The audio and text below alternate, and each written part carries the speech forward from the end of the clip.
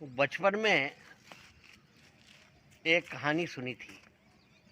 आज विशेष संदर्भ के कारण वह कहानी मुझे याद आई है कि गन्ने के खेत में एक सूअर गन्ने खाने के लिए चला गया और गन्ने तोड़ तोड़ करके खाने लगा।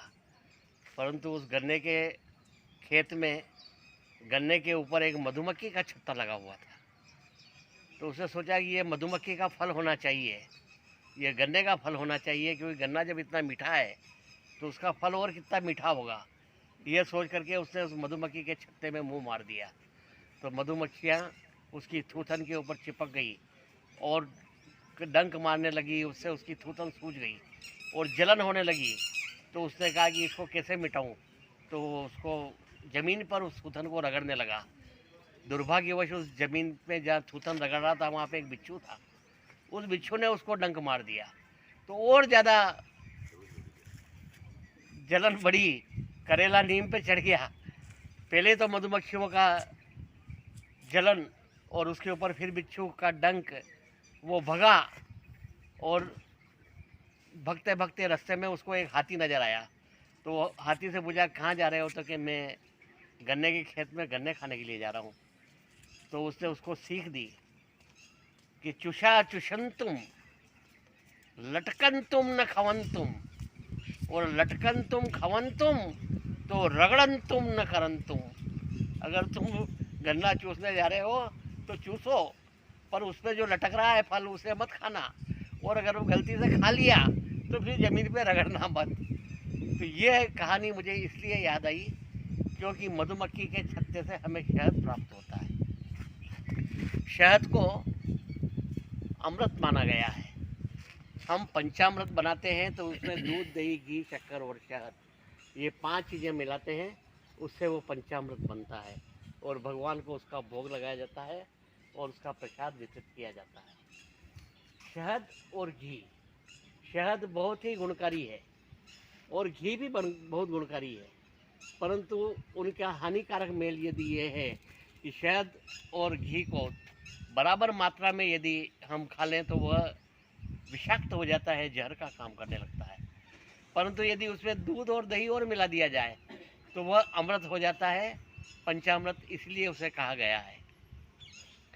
शहद ऐसी वस्तु है जो सैकड़ों साल तक खराब नहीं होती है और उसमें कृमि नहीं पड़ते हैं और वो नष्ट नहीं होती है, और उसका जो तासीर असर है, जो गुण है, वो हमेशा वो का वही बना रहता है जो था। शहद शुद्ध मिलने इसकी कोई गारंटी नहीं है। डाबर हनी और पतंजलि का शहद भी बाज़ार में उपलब्ध है, परंतु सबसे ज़्यादा शुद्ध यदि शहद लेना हो तो जो मधुमक्खी का छत्ता उसको पाड़ करके जो उसकी कुकड़ी होती है उसमें से जो निकाला जाए वही शुद्ध शहद होता है। और शहद शुद्ध है या नहीं इसकी पहचान कैसे की जाए?